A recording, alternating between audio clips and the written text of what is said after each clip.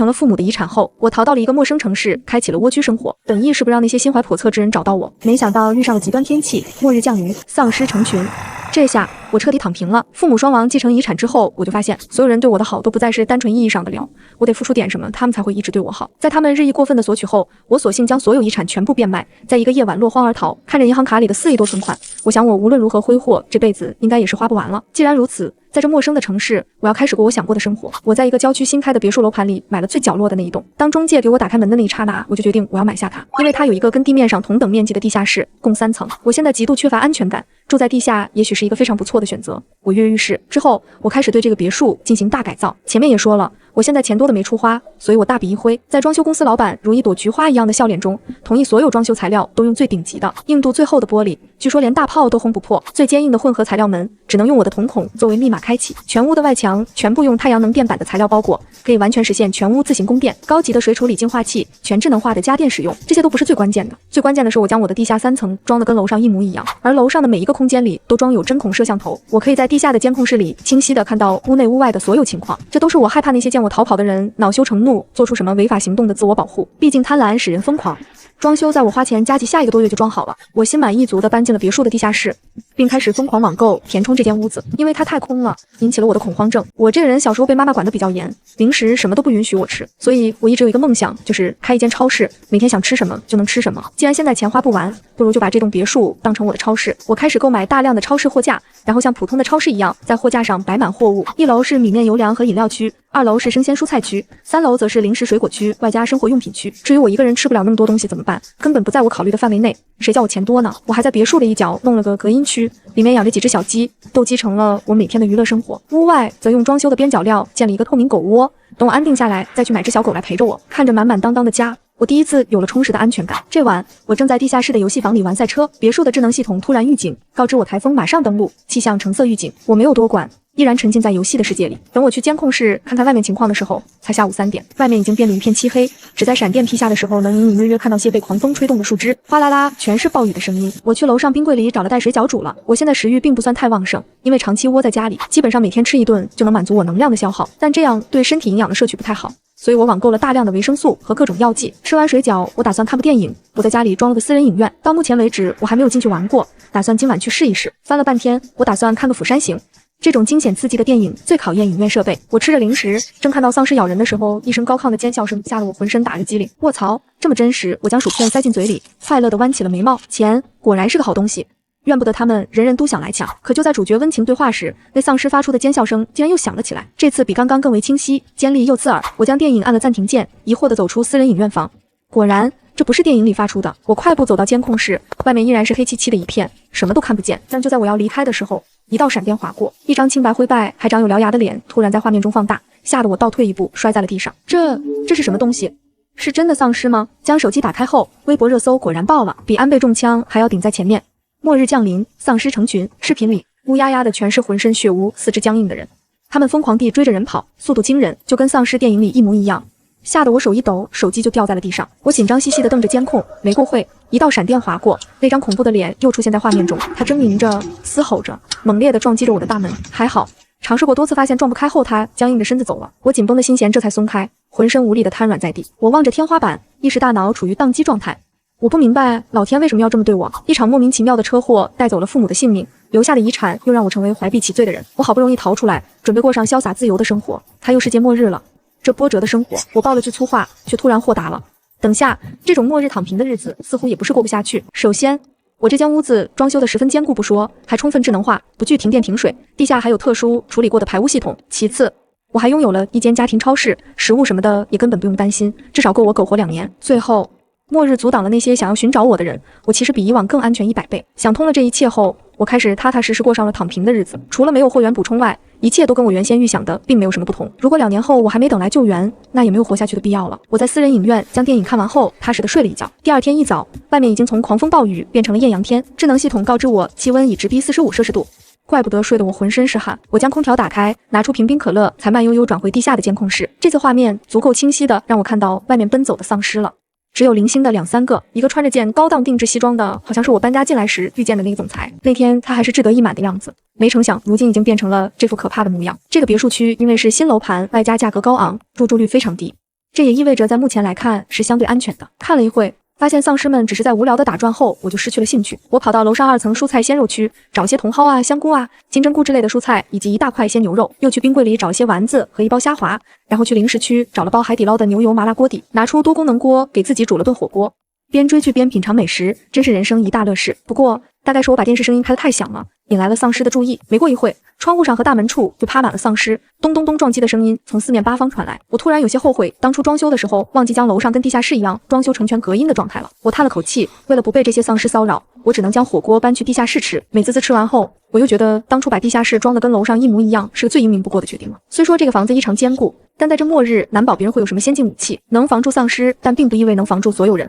我还是得小心为上，为此我决定将楼上装成没有人居住的模样。这间地下室做的是一个暗门，而开关则装在房子的装饰品上，十分隐蔽。我进入地下室后还能把门进行反锁，就算找到了开关也没办法打开门，只要不被别人发现，蜗居在里面是很安全的。我将楼上的超市原封不动地搬到楼下，这可累死我了，我只能每天搬一点。到第20天终于全部搬完了，其余的我本来就住在地下室，倒并不用再做巨大的改变。我还将我养的几只鸡也搬进了楼下，但楼下并没有专门的养鸡房，我只能将一间着的杂物房作为养鸡的地方。每天打扫这间房间成为了我最头痛的事情，太臭了，我常常怀疑自己当初为什么要养鸡，直到我在养鸡房找到了第一颗鸡蛋，我才万分感激我当初的多此一举。因为蔬菜水果什么的会腐败溃烂，我趁着还有网赶快百度该如何在自家种植蔬菜瓜果。现在首先要面对的问题就是我没有泥土，这意味着我如果真的想种的话，我得冒险出这个屋子一趟。其次，地下室没有光照，还好我百度了可以用白炽灯代替，但根据我看丧尸电影以及这么多天观察丧尸的行为得出的结论，他们对声音、光和血腥味极其敏感，只要我一出门必然就会被他们发现，就我这细胳膊细腿的都不够他们一口吃的。怎么办呢？我满脑子都在想怎么去外面收集泥土的时候，外面的情况已经越发恶劣了。越来越多的丧尸在小区里出现不说，天气也变得极其异常，白天的气温能直逼50摄氏度，晚上却在0摄氏度左右徘徊。而且停电停水了，这意味着若是不像我家这样有充足的太阳能电板的人，家里都没法开空调了。不过就算我有充足的电，我也不敢开了，因为空调外机都装在了室外，一开就有巨大的轰鸣声，会引来丧尸破坏不说，最怕就是吸引到那些心怀叵测之人。末日并不是所有人的末日，对于那些不法分子来说，末日反而是他们的狂欢。不过还好，我长期待在地下室，相对来说温度会低一点，地下3层更是深入地下10多米，室内温度只有10几度，白天还是比较好熬的，晚上有电热毯倒也并不难受。我目前最为焦心的还是没有土，若是这些蔬菜水果吃完之后，我又该怎么办？躺平的道路也并不是一帆风顺的。这天早上我本来想再看看新闻，发现在丧尸爆发的第32天，网络终于断了，倒也是坚持的挺久了。这下我只能在游戏房里玩玩单机游戏打发时间，因为我这个小区在郊区，外加入住率极低，每天除了在外面晃荡的丧尸外，并没有什么特殊情况，所以我并没有特意去看监控外面发生了什么，而是依旧安定的过我的小日子。丧尸爆发的第40天，我依然没有冒险出去找土，我发现我这人还是挺怕死。我选择摆烂，在吃了一碗自热米饭后，我睡了一个午觉，朦朦胧胧间，突然被一声巨响的爆破声吵醒，吓得我心脏好像被人一把揪起，一阵一阵的抽痛。我忙拖着拖鞋赶去监控室，通过监控，我竟然看见门口站着4个穿着迷彩服的男人，真 TM 牢固。有个男人往地上吐了口痰，爆了句粗话。我眼睁睁地看着他从后面的一辆吉普上又拿下来一个炸药包似的东西，放到了大门边。然后他们站远了些，将手中的遥控器按下后，一声更响的爆破声又在我耳边炸开。我心中咯噔一下，有了不好的预感。果然，就见他们中最高的那个男人挥去烟尘后，开心地跟另外几人说：“破了。”等他们进门，看到富丽堂皇的装修后，一个比一个更激动。有个矮胖的男人往我那好几万的真皮沙发上幸福的一躺，眯了眯眼说：“没想到老子竟然有一天还能住上这种房子。”从他们的交谈中，我知道了，他们是在乱世中结伴搜寻物资的4兄弟。为了更方便的称呼他们，我给他们取名叫甲乙丙丁。最高个的男人就是他们的大哥，有个脸上带疤、长相极其凶狠的是老二，老3就是那个躺在沙发上的矮胖男人，老4则是一个文质彬彬的戴着眼镜的男人。这4个人一看就是一些不法分子，关键是他们手里还有大量的武器。我心中慌得不行，第一反应就是先去把地下室的门反锁了，然后就是舍弃我每天的游戏时间，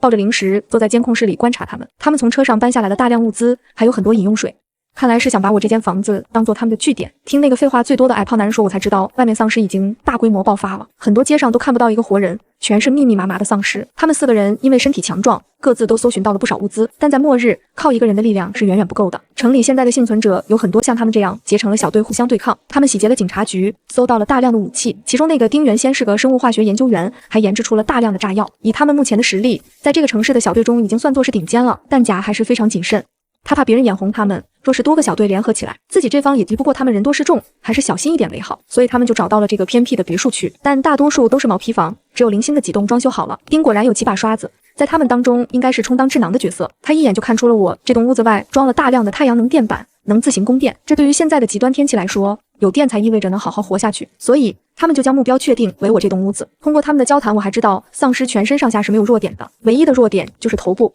只有击爆他们的脑袋，他们才会真正死去，否则就算从50层高的楼掉下来，1分钟后他们也能缓慢地爬起来。我看向屋外的监控，果然发现地上倒着的丧尸脑袋都被枪爆开了花，蓝黑色的血液流了一地。在通风口处有一股浓烈的尸臭味传来，原先还没有感觉到这么臭，应该是他们动静太大，将小区的丧尸全都吸引到我家门口，又在这里杀了丧尸，导致尸体全堆积在我家不远处的缘故。我忙将空气净化系统打开，想到这，我不由得偷偷笑了起来。虽然我不差钱，但当时装修的时候，因为楼上有大面积的落地窗可以通风，我并没有特意去装全屋的空气净化系统，而地下室因为难以通风，所以我不仅改善了地下室的通风情况，还装上了空气净化系统。这下这4个人要被臭死了。我嚼着黄瓜味的乐事薯片，笑得眯起了眼睛。如此一来，他们应该很快就会走了吧？可没想到，很快我就笑不出来了，因为他们发现了我存在过的痕迹。这里不久前还有人住过，盯眯着眼睛四处搜寻，就像一只老狐狸。听完他的话，另外3个人立刻举着枪在房子里四处搜寻起来。他们看见了我留下的一些生活垃圾，里面的果皮还没有完全腐烂。我懊恼地拍了拍脑袋，紧张地盯着监控画面。只要有人走得离暗门或者开关近一点，我的心脏就跳得飞快，生怕被他们发现端倪。还好他们没有去过别的别墅里，不然很有可能会发现这期别墅都带有一个巨大的地下室，从而联想到有人会躲在这地下室里。他们将整个屋子都搜了一遍后，并没有看到人影。丙第一个放弃，又没骨头一样瘫在我昂贵的沙发上，嚷嚷大概是去搜寻物资了。这屋子里一点吃的都没有。甲点了点头，也放下枪。不过我们还是要警醒些，以防这房子的主人回来或者别的小队找到这里。乙将枪扔到桌上，灌了一瓶水后，拿起空调遥控器就想开，却被丁一把夺走。他眼睛一瞪，样子更凶狠了，但丁却丝毫不怕他。动静太大了，他爆了句粗口后，也在沙发上躺了下去。丁丁的他皱了皱眉，却没多说什么。他将我放在屋子里的空调扇打开，4个人都舒服地发出了呻吟声。我用力地捶了捶拳，忘记把这个搬下来了。本来这间房子足够牢固，但我们破坏了门，有了个大缺口。听完丁说的话，甲也附和道，还跟之前一样，每晚轮流值夜。白天则2人出去搜寻物资，大家都没什么异议。很快，监控中就传来如雷的鼾声。我见他们不再交谈了，忙将声音调至最低，抚了抚胸口，还好没被他们发现。为了安慰我紧张了半天的小心脏，我决定晚上要吃顿好的。我将冻住的猪肉和牛肉拿出2小块解冻，然后用烧烤粉腌制一下，再拿出了1袋冰冻鸡翅和1袋冻虾，做了一顿烧烤吃。本来烧烤配啤酒绝了，但楼上有4个凶神恶煞的人，我只能开了罐可乐将就一下。虽然他们不再搜索屋子本身，将注意力都放在了外面，但我还是不放心，索性将被子和枕头都搬来了监控室，打算打地铺。一晚过去了，并没有什么异常发生。第2天一早，他们吃了自热米饭后，甲和乙出去搜寻物资了，丙依然窝在沙发上睡觉，这人也是懒出虫了。丁却在2楼的书房里摆弄着一堆黑色的东西，我盯着他看了好久，也没看出什么名堂来，但猜想应该就是他们先前说的炸药之类的。就这样平安无事的过了几天，我发现丁从来都不用出去搜寻物资，每天都是甲乙丙轮流出去，他就窝在2楼的书房一待就是一整天，也不知道每天在研究些什么，真怕他把我的书房给炸了。这天轮到了乙和丙出去搜寻物资，甲在门口研究能不能把门加固一下，丁依然待在2楼书房。我本来觉得应该又是普通的一天，打算去游戏房玩会游戏，刚要走出监控室，突然传来了丙大呼小叫的声音：大哥，不好了！怎么了？甲忙迎出去，就看见丙搀扶着浑身是血的乙从吉普车上下来，浓烈的血腥味吸引了不少丧尸冲过来。甲忙掏出手枪，一枪一个爆头，丧尸的尸体又在院子里堆积起来。屋子里好像更臭了一点。在我将换气扇打开的过程中，丙已经将乙扶进了屋子里，就见乙面色苍白，半个身子的白 T 恤都被血染得通红，眼睛半闭不闭的，马上就要休克了。他整个人挂在丙身上，搞得丙也浑身血淋淋的，看上去十分吓人。我顿时紧张起来，眼睛紧紧地盯着屏幕，好奇他们到底发生了什么事。甲帮着丙将乙放到沙发上躺下后，丁正好从2楼的楼梯上走下来，只见他面色一紧，眉峰微微皱起，显得十分严肃。他被丧尸咬了。他的声音也冷冰冰的，不带有一丝感情。听完他的话，甲一改担心神色，眉头一拧，目光直射向丙。丙忙慌张的摆手，不是，他是被 A 区那群兔崽子射中一枪。甲和丁明显松了口气，一起走到沙发前观察乙的伤势。我将辣条塞进嘴里，好笑他们之前还称兄道弟，现在出了事，就发现这种塑料兄弟情在末世面前显得脆弱不堪，每个人都只担心自己能不能活下去。哎呀，好辣！我忙又喝了口奶茶，然后继续观察他们。原来今天乙和丙是去 A 区附近搜寻物资。至于他们为什么会变成现在这样，这里就得先介绍一下目前我所在的这个 S 城。S 城毗邻南海，是一个沿海城市，整个城市就像一个正五边形。丧尸爆发后，幸存的人就按照它的5个角将它划分成 A、B、C、D、E 5个区，其中 A 区是原先 S 城的商业区，那里有好几座大型的仓储型超市，是物资最富饶的地方。但因为丧尸爆发时正好是周末，在那里被袭击然后变异成丧尸的人数不胜数，所以也是目前最危险的地方。B 区则是毗邻南海的那个区，原先是旅游胜地，虽然有些物资，但因为天气异变，那里大部分都被海水淹没，基本已无法涉足。C 区则是我所在的这个富人区，这里房屋的安全性能较高，丧尸数量并不算多，相对于整座城市的其他地方来说是最安全的。但也正因为房屋的安全性能高，要闯进去并不太容易，而且很多富人都有武器傍身，所以外出搜寻物资的人并不太来这一区，除非已走投无路。D 区则是 S 城的科研区，有各类生物化学研究所，在全国也声名赫赫，目前被政府控制，正在研究如何消灭丧尸。E 区则是 S 城的穷人区，这个区现在是物资最匮乏的，丧尸数量也并不算少，因为丧尸爆发时十分突然，天又变得一片漆黑，大部分在外的人都变成了丧尸的口粮，少部分留在家里的又没有存储到多少物资，吃了10天半个月之后，基本上就都已消耗完毕了，只能冒险外出搜寻食物。这时候，身体素质就成了最为关键的生存条件。很多像甲乙丙丁一样强壮的人就牢牢占据了主动权，而那些不够强壮的人的下场就……目前除了 B 区外，其余几个区都有好多这样自发结合的小队占领了有利位置，特别是 A 区，因为有大型仓储型超市，好多人第一反应就是往那里冲，那里一开始的人是最多的。经过2周多的混战后，那里目前还剩3个队伍，其中有一个队伍是由一个梳着大背头、总喜欢戴一副黑墨镜的人领头的，人称外号大背头。末世降临前，他是 S 城有名的开地下赌场的大佬，手里有大量的杀伤性武器，所以他也是那3个队伍里实力最强的。整个小队有20多个人。没成想，今天乙和丙想去 A 区边缘碰碰运气，迎面就撞上了大背头所带领的小队。刚一照头，大背头二话不说就朝着他们射了一枪，乙和丙只得往回跑。可奈何大背头小队人多，他们没过一会就被围了起来。要不是他们原先就跟大背头有过接触，大概直接就被扔进丧尸群了。大哥，大背头让我们把那些土交出去。丙低着头，说话声音虚虚的。我把音量调至最大，才看听到他说了什么。土？什么土？我好奇地瞪大了眼，手中的辣条都不香了。说到土，甲的脸色骤然一变，整个人都蒙上一层低气压。丁倒是挺淡定，好像一早就预知到了一切。暴毙站在一边悠哉悠哉看戏。你们答应了？甲的声音紧紧的，好像有一块臭抹布堵在了他的喉咙口，说出来的语气又梗又涩。丙好像更无措了，低下头像个孩子一样，半天才轻轻地嗯了一声。丁嗤笑一声，坐到一边喝水去了。不然他们就不是朝二哥手上开枪那么简单了，我跟二哥很有可能就回不来了。甲一改先前重情重义的模样，整个人都冷冰冰的。既然你们答应了，应该不是独自回来的吧？他话音刚落，我就见大门口的监控画面里又开进了一辆吉普车，车上走下3个人，其中梳着大背头、戴着一副黑墨镜的男人，大概就是他们一直在说的那个大背头了。既然老甲已经猜到了，那也不用我再多废话了。卧槽，这简直就是现实版黑帮电影啊！我越发来了兴致，将不远处的零食矿用脚勾了过来，翻翻找找后拆开了一包泡椒凤爪，边啃边看着他们开始大打出手。原来甲真的姓贾，刚刚他已经言辞拒绝大背头了，可见这个土对所有人来说都极其重要。这个大背头倒真是有种，竟然只带着2个人就打上门来。不过他们手里的武器显然比老贾他们好上不少，就见老贾、丙、丁3个人边朝门外射击，边朝2楼退，大背头他们则伺机想往屋子里闯。我天，就在我面前的枪战，好刺激！可没等我兴奋多久，我 TM 又悲剧了，因为大背头他们的武器要强出不少，很快他们就攻进了屋内。这时我发现老贾身上竟然都是血，看来他不知道什么时候中枪了。我倒是没想到他会那么决绝，竟然也不顾房子会不会塌，直接点燃了钉在2楼书房制好的炸药包，猛地朝大背头他们掷了过去。轰隆一声，整座房子都地动山摇了一阵。还好我当初用的材料都是最顶级的，房子竟然没有塌，就是我被淋了满头满脸的强泻，还咳了好久才缓过来。等我清理好，再抬起头看监控后，我懵了，我的监控竟然全部跳闸，变得一片漆黑，关键是头顶上的白炽灯也一晃一晃的，最终啪嗒一下全暗了下来。这简直是离谱他妈给离谱上香，离谱死了！我的太阳能供电系统竟然被这一炸坏了，还好当时为了应对南方的梅雨季，怕太阳光照不足，房屋设计公司还在地下室给我安装了一个发电机，并储备了20箱柴油。我忙跑去地下3层，刚准备将发电机启动时，我突然灵光一闪，停了下来。等下，现在我这全屋发电是连接在一起的，若是楼上还有人幸存，特别是那个智商比较高的丁还在的话，他们发现没电之后又有电了，那不是直接暴露了这个房子还有别人在吗？现在监控也看不了，我也不知道外面到底是什么情况。白天倒还好，地下室温度适宜，可晚上温度会直降到10摄氏度，没有电热毯那是会冻死人的。我咬着大拇指开始思考起对策。我原先是学文科的，电路什么的我是一窍不通，要我自己去改呢肯定是白瞎。不过我好像记得装修师傅有跟我提一嘴，在哪里装了个总的开关阀门，不仅可以将楼上楼下的电路分开来，就连每间屋子都可以关闭或者打开。但我当时就是随意那么一听，根本没注意他说的那个总开关阀门在哪里，不会是在楼上吧？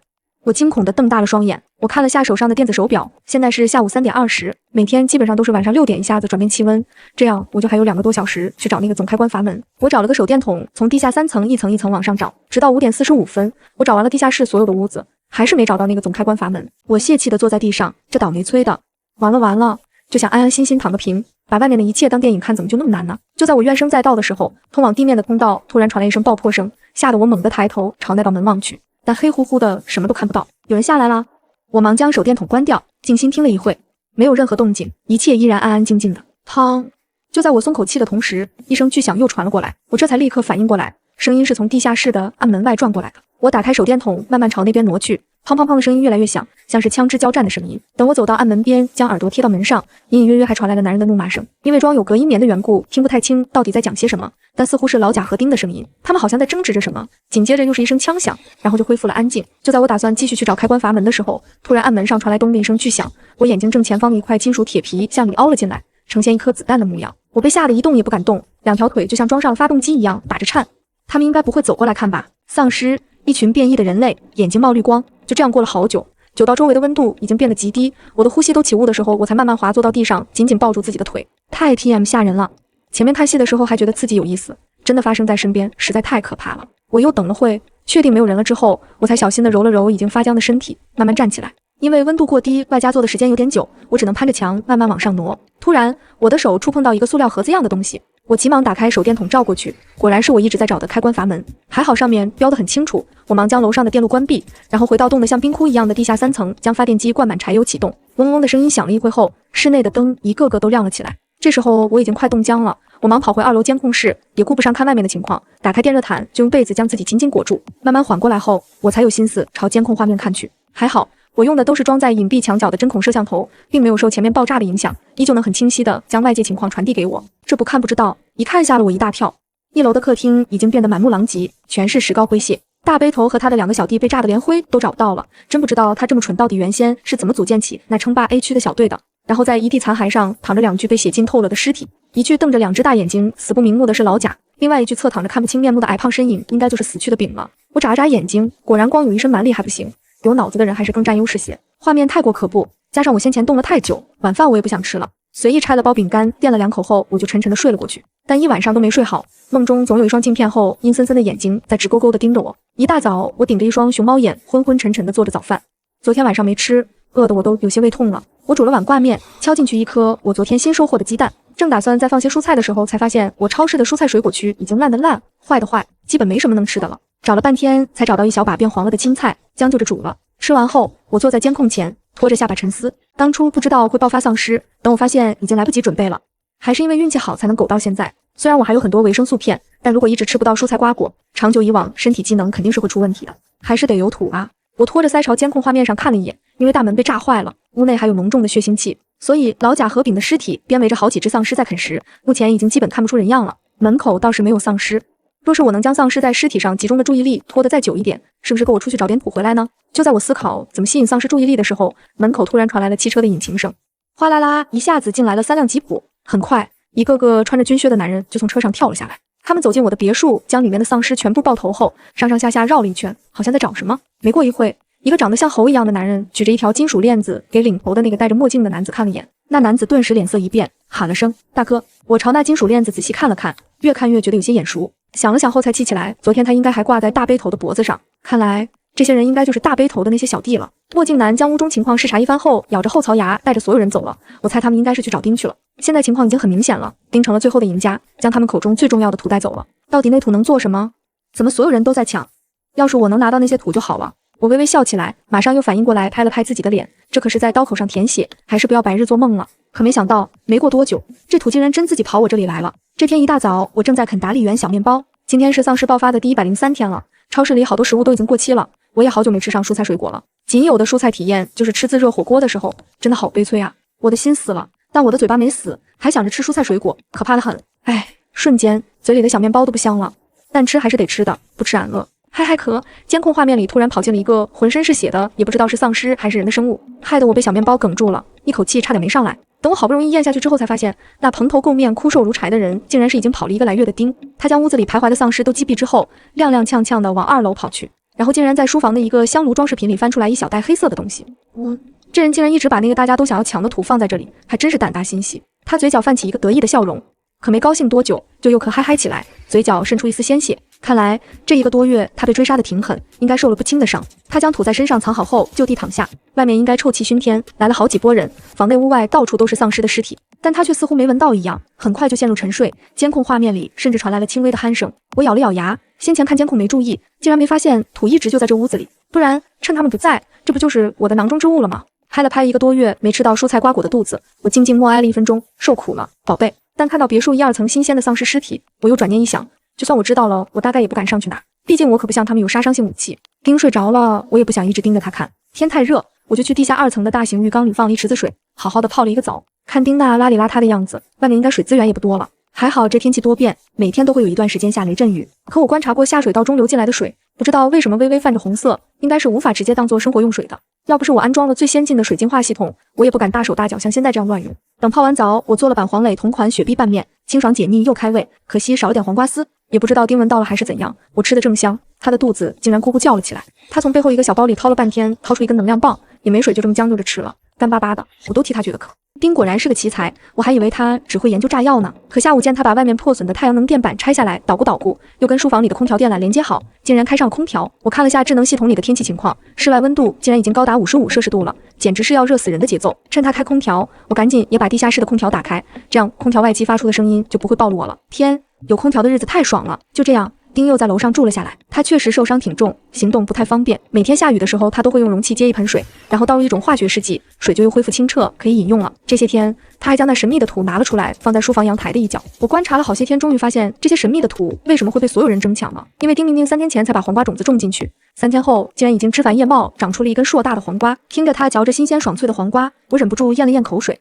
我承认我馋了，这土也太神奇了吧！丁吃完黄瓜后，意犹未尽地舔了舔手指，现在还能吃上黄瓜的大概只有我了吧，哈哈。但随即他的脸色又阴沉下来，镜片后的眼神异常的凶狠，看了监控后的我心都一凉。他慢慢走到1楼老贾和丙的尸体边，盯了好一会后才又开口道：老贾，你也别怪我，这土如果没有我，你们连知都不知道，更遑论拿到它了。这土就这么一点，本来最多就只能供一个人用，你还想借它去勾引别人来加入你的小队，完成你称霸的宏愿，就别怪我先下手为强了。我吃惊地捂住了嘴，原来那天我在暗门处听见的内讧是这个原因。但我看丁这阴森森的模样，就算老贾当时没有那种想法，丁也一定会想办法把他们都除掉的。不然他早知道这土的用法，可那些天他都装作在研究，并没有直接拿出来使用，本意就是防着老贾他们。没错，这土跟普通的土并不一样，单单把种子撒进去是没有用的。我仔细地观察了丁种植黄瓜的每一步，才发现关键点。种植之前要给土撒上好多水，水要微微漫过土才行。将种子种进去之后都不要洒水，每天只要晒1个小时太阳，3天后植物就会迅速开花结果，但只会结一个果子。结完采摘后，原先的藤叶就会迅速枯萎。我盯着2楼土旁边的那一小袋种子，若有所思。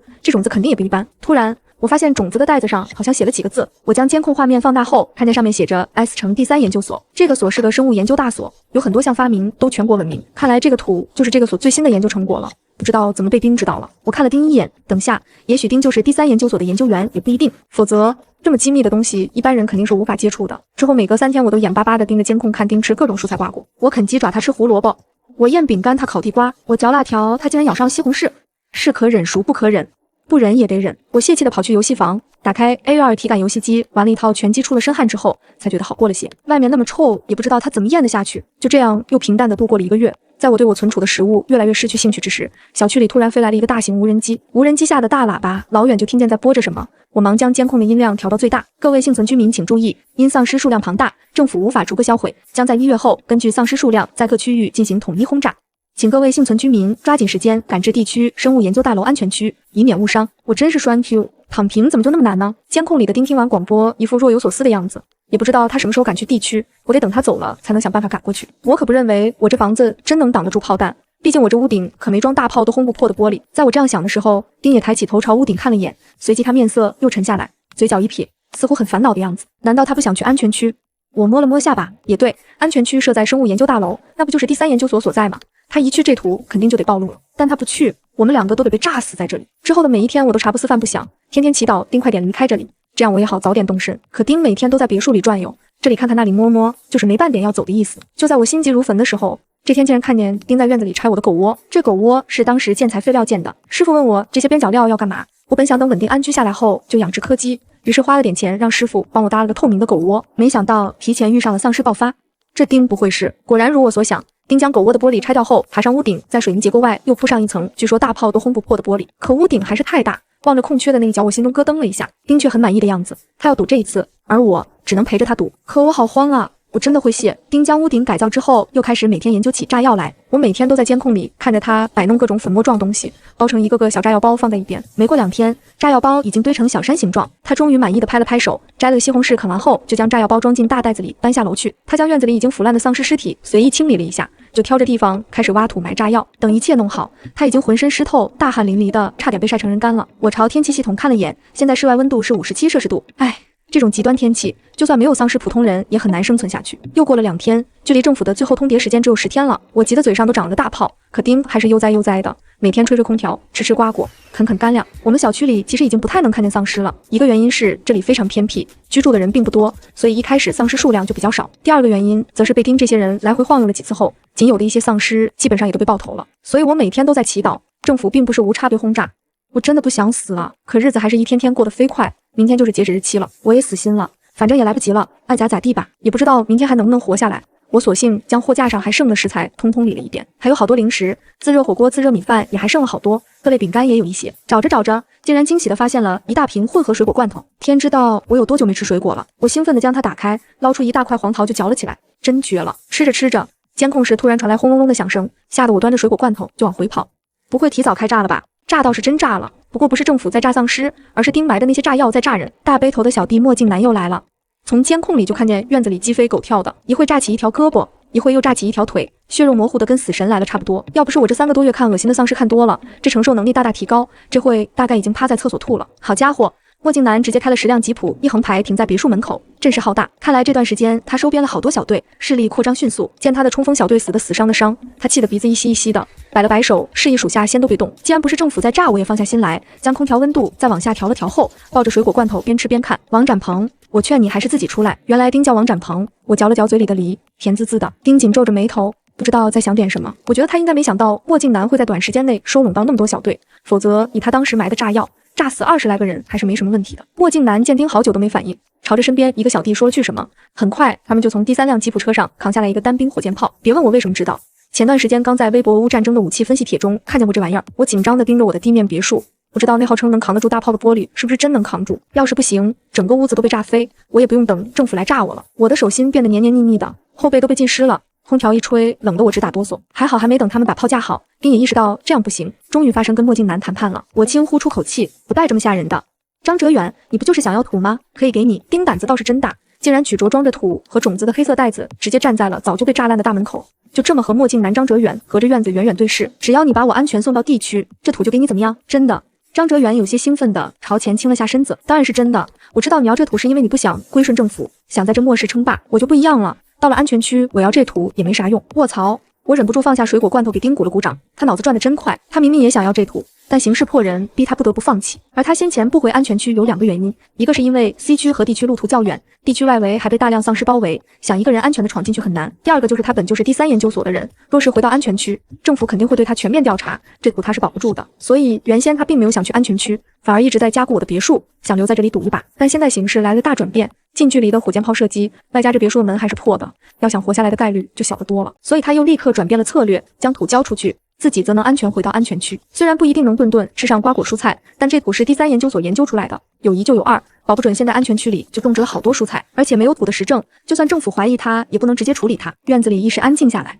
要我看来，丁给墨镜男还是留了个大坑的，毕竟这土的使用方法那么特别，可他完全没有提醒他。墨镜男拿到土后也不知道要如何使用，而且这土种出来的食物最多也就够1个人吃。丁的话语里却好像这土能供成千上万人吃上蔬菜瓜果一样。墨镜男倒也不蠢，他应该猜到了丁不会那么容易就把土给他，但他没想明白丁到底在哪里挖了坑，所以面带纠结。双方一时僵持住了，谁也没有什么动作。就在这时，远远的又传来了喇叭广播的声音。没一会，我就在监控里看见了1个月前看见过的那架大型无人机，依然在下面绑了一个硕大的喇叭。注意注意！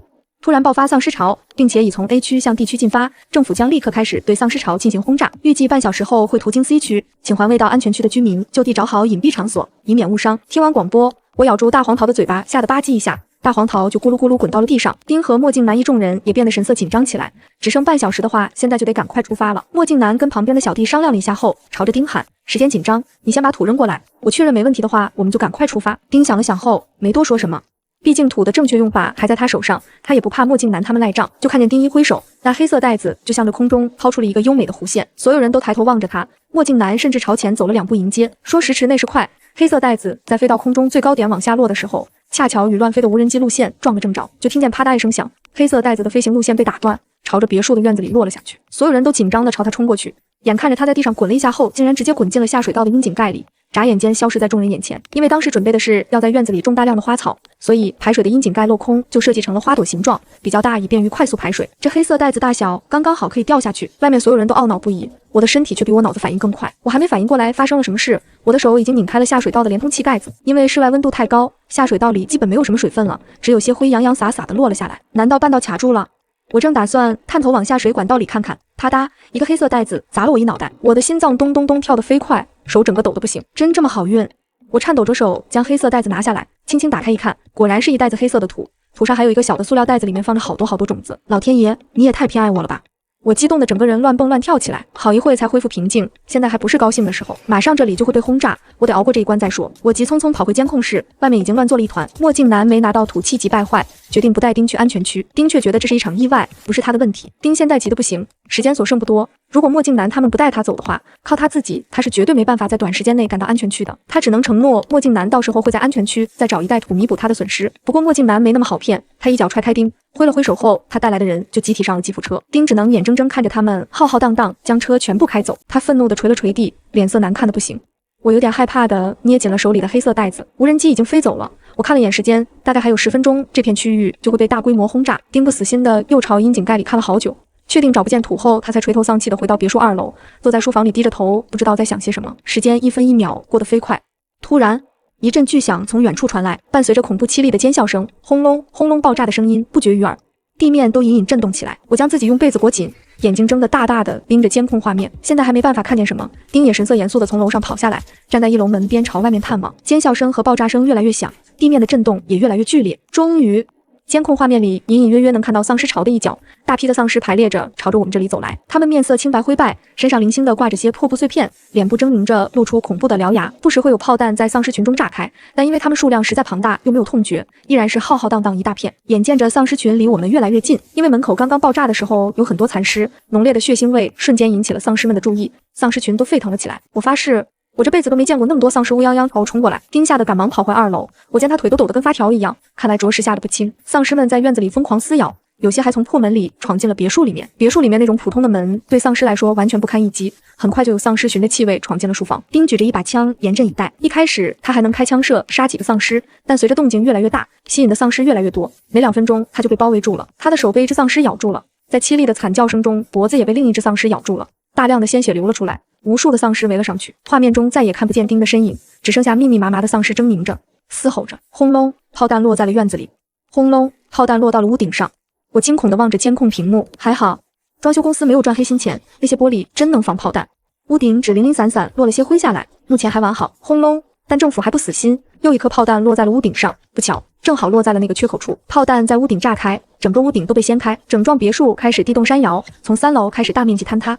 监控瞬间变得一片漆黑，什么也看不见了。我将被子蒙住头，紧紧抱着怀中的黑色袋子，暗暗祈祷，这土都能莫名其妙自己跑到我这来，我那么幸运，一定能挺过这一关的。炮弹炸响的声音仿佛就在我耳边，我紧紧抱住自己，不知道等了多久，感觉像是一瞬，又感觉好像过了1个世纪。渐渐的，轰隆声已经很久没再响起，丧尸们的嘶吼声也变得越变越小。我从被子里偷偷探出头来，白炽灯的灯光依然还静静地亮着。我好像赌赢了，我兴奋地从被子里钻出来，将地下3层全跑了一遍。电还有，谁也能用。大概是楼上别墅坍塌的时候，那些坚硬的玻璃正好堆在地下室上方，挡住了炮弹的轰炸，所以除了不能再看到外面的监控情况外，我的蜗居生活一点也没有受到影响。我低下头看了眼紧紧握在手中的黑色袋子，微微笑了起来。现在我还能3天就吃上蔬菜瓜果，简直不能更完美了。我学着丁的样子种下了黄瓜的种子，3天后又做了一顿黄磊老师的雪碧凉面，这一次配上黄瓜丝，果然好吃了不知道多少倍。在3天，我吃上了西红柿炒鸡蛋，最近我的鸡生的蛋也越来越多了。之后我吃过四季豆、草莓、土豆、红薯，没想到那袋种子里有那么多蔬菜瓜果的品种，极大的满足了我贪吃的嘴。我不知道外面现在的情况怎么样了，但我每天都玩玩游戏，看看书，泡泡澡，跑跑步，做做美食，幸福的不得了。相信下一次无人机再带着大喇叭飞过来的时候，应该就是人类度过这场灾难的时候了，而我一定能顺顺利利挺到那时候。不说了，我要去吃烧烤了，生菜包肉配啤酒，绝绝子。